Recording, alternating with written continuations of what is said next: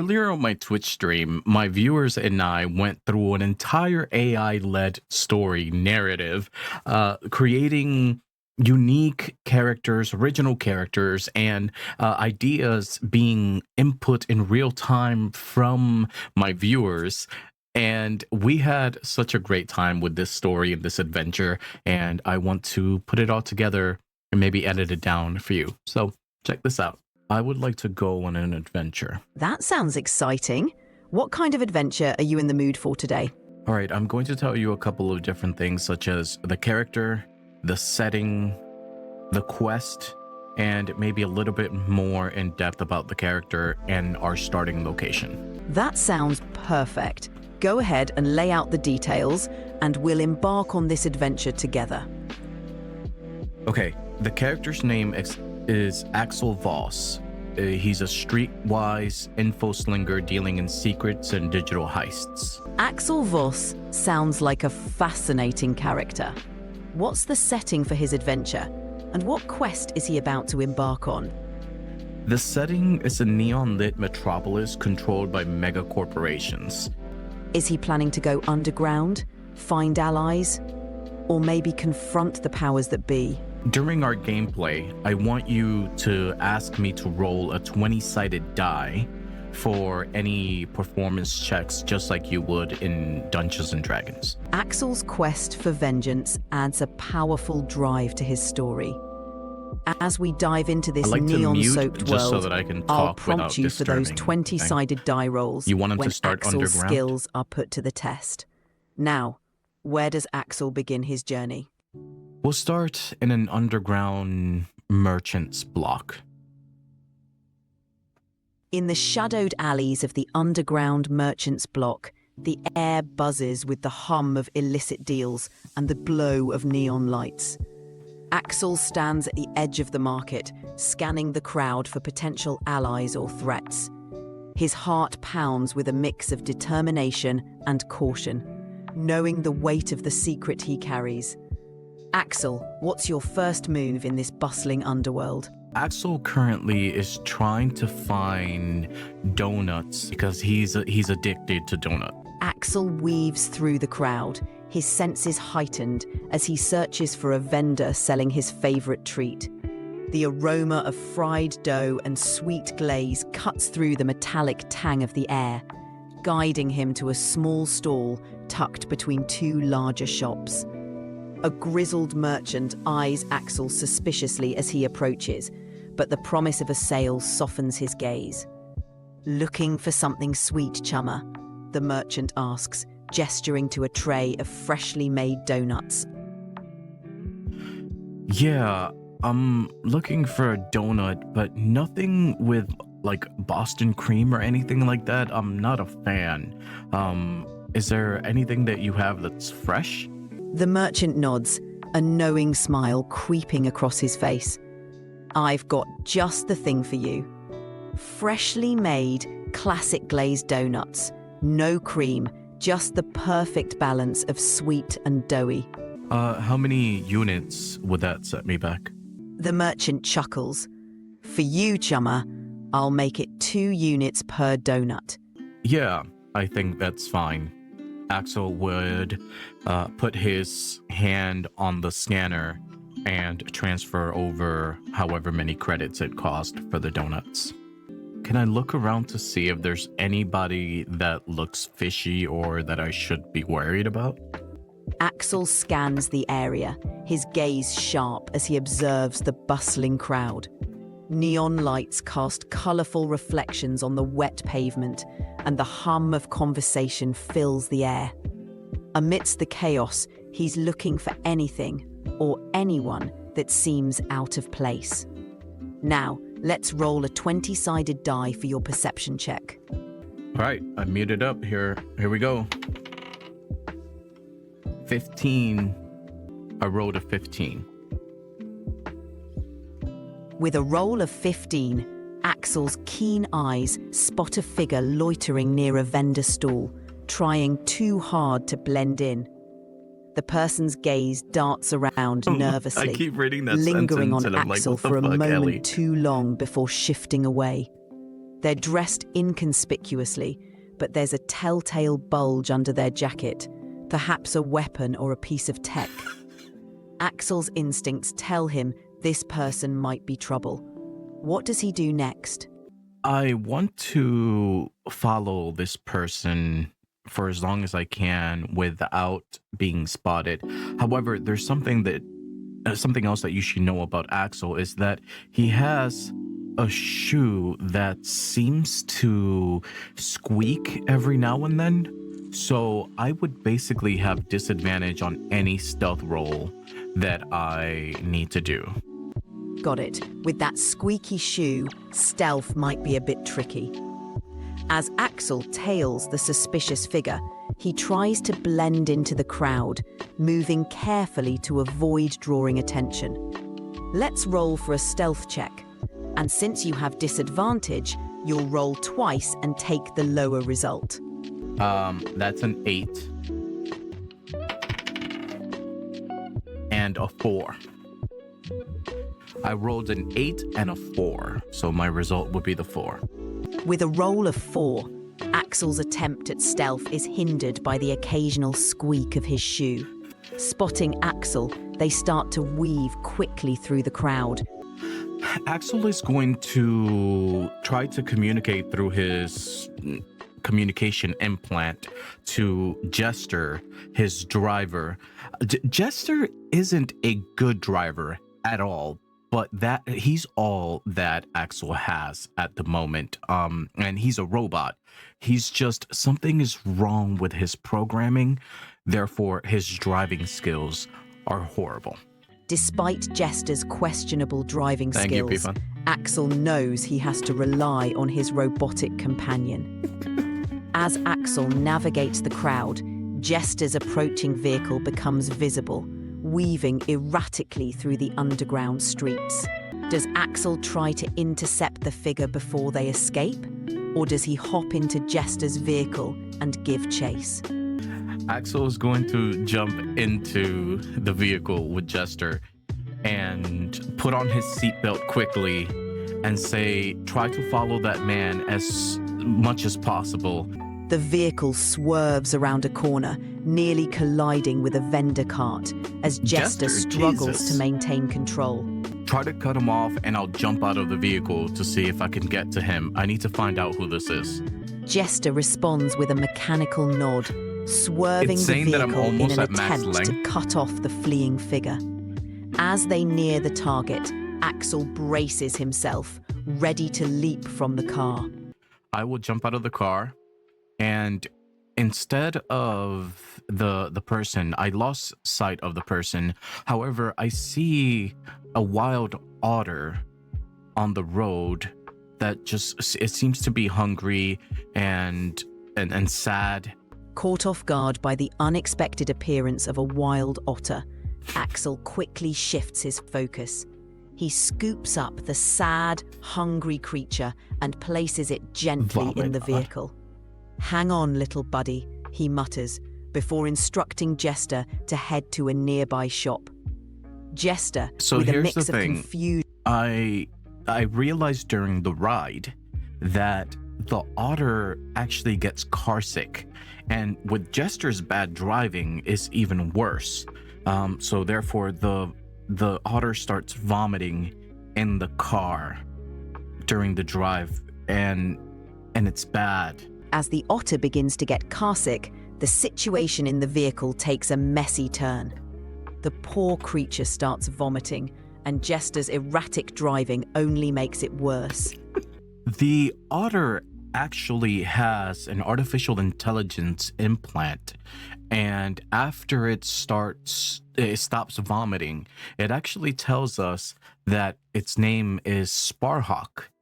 Axel and Jester exchange stunned glances as the otter, introducing itself as Sparhawk, speaks to them.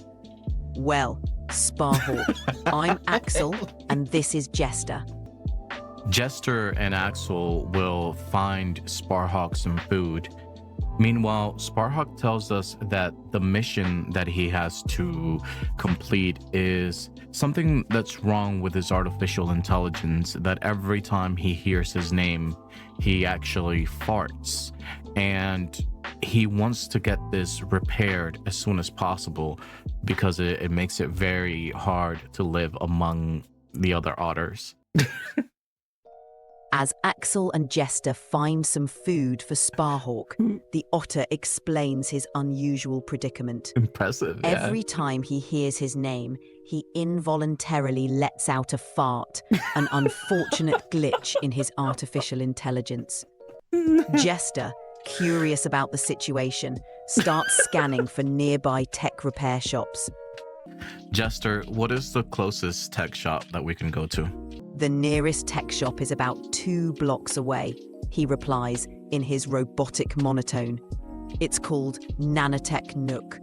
Describe the environment and describe the person working at the front desks whose name is Ellie, and she has prosthetic or, implanted cybernetic arms and pink hair.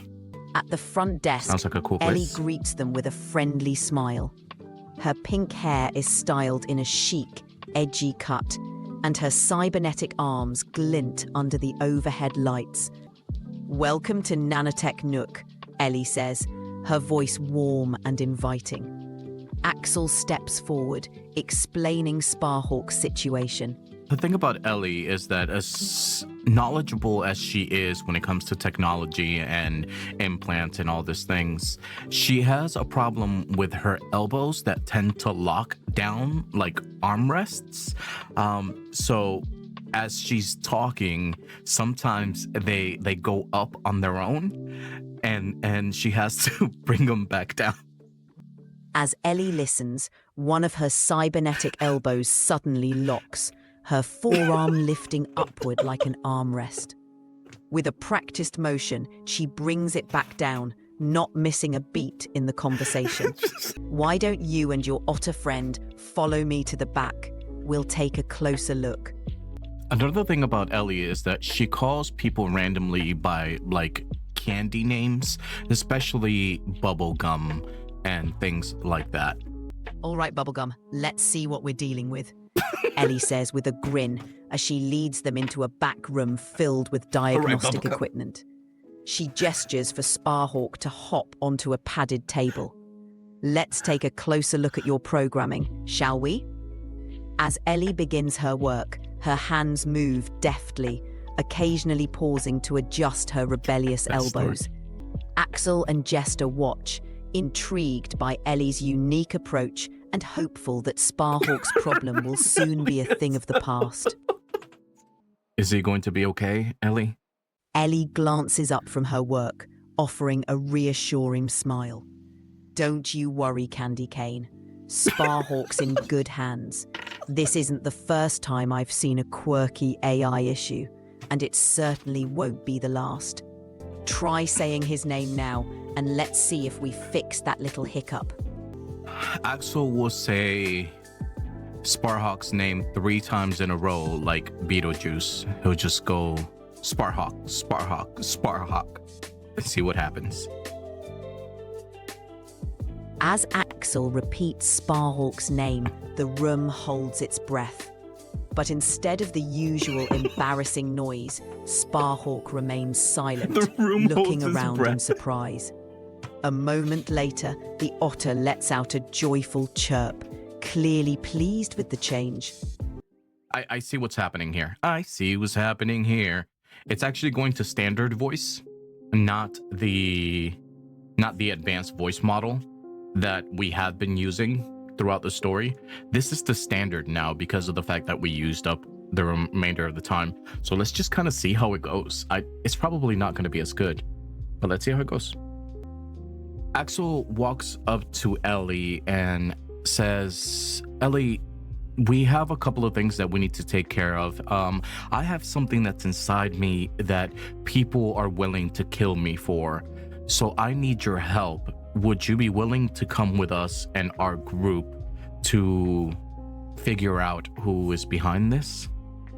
Ellie grins, lowering her arms with a mock flourish. That's what I like to hear, Bubblegum. All right, give me a few minutes to grab my gear and lock up the shop. If we're doing this, we're doing it right. She steps into the back room, her cybernetic arms clicking softly as she moves. I have to stop for a Sparhawk second. tilts his head, watching her curiously. Jester swivels slightly, as if calculating the odds of survival with a new addition to the team. Ellie calls out from the back. So, Axel, what's the plan? Do we know where to start, or are we flying blind here? Her voice carries a mix of excitement and resolve, ready to tackle whatever danger lies ahead. Okay, we're gonna stop there for a second.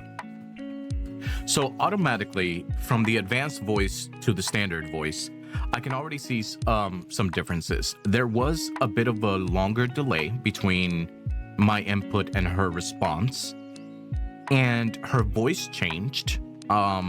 It's still not bad. But I think her voice was a bit more consistent before than it is now.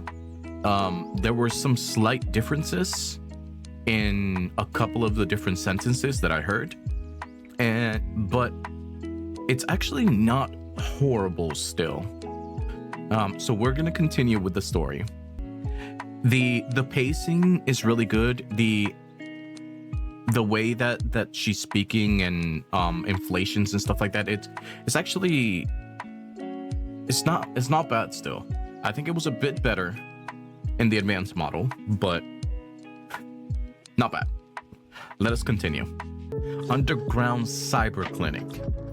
Axel responds to Ellie by saying, I know an underground cyber clinic that either could probably do a scan to see what's inside of me, or has probably heard anyone that's actually looking for me. A cybernetic owl living there, and this cybernetic owl's name is Stormy, and she's always making puns, and not always good puns, but always making puns.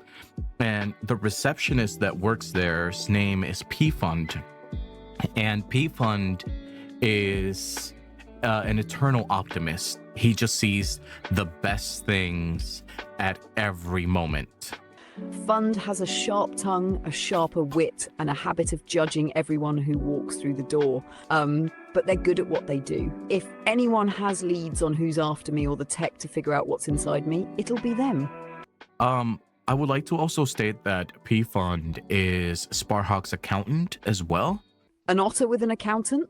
Bubblegum, you really know how to pick your friends. This is going to be more interesting than I thought. Ellie laughs as Jester swerves to avoid a pothole. Well then, let's go see what wisdom Pfund and Stormy have for us. Jester's gonna get us all killed. As we walk into the cyber clinic, can you please describe what we see? As Axel, Ellie, Jester and Sparhawk step into the cyber clinic, the air immediately shifts. The clinic is dimly lit, with soft green neon strips tracing the edges of the walls and floor. The faint hum of machinery fills the space, punctuated by the occasional hiss of pressurized air. The reception area is sleek but cluttered, with holographic screens flickering erratically above a desk that looks like it's seen better days. Behind the desk sits Pfund, a wiry individual with a sharp jawline and glasses that project digital readouts onto their lenses. They glance up, giving a look that's equal parts bored and bemused. Perched on a railing above the desk is Stormy, the cybernetic owl. Her metallic feathers shimmer under the neon lights, and her glowing eyes flicker with curiosity. Woo's ready for some answers. Or is it just Axel dragging more drama in here? She quips, her pun drawing a groan from Pfund. Hi, Stormy. I have seen people chasing me in public or watching me, and I think I'm being hunted down for some reason. And I think it's something that's inside of my DNA or my genetic code or something. Is there anything that you can help me out with? Stormy tilts her head, her glowing eyes narrowing as she processes Axel's words. Woo's been poking around in your DNA, Axel. Sounds like you've got quite the feather in your cap. Or, in this case, under your skin, she quips. All right, let's get serious. If someone's hunting you for your genetic code, we need to dig deep, deeper than a worm in the dirt. Pfund leans back in their chair, pushing their glasses up their nose. Stormy's right. We can run a full biometric scan and see what's embedded in your DNA. If it's corporate tech, I can almost guarantee there's a tracker or failsafe in there too. But they pause, raising an eyebrow. You sure you're ready for what we might find? Once we start, there's no going back. What do you say, Axel? Ready to ruffle some feathers and see what's lurking in your code? Axel takes a deep breath and says, "Yes, I am ready."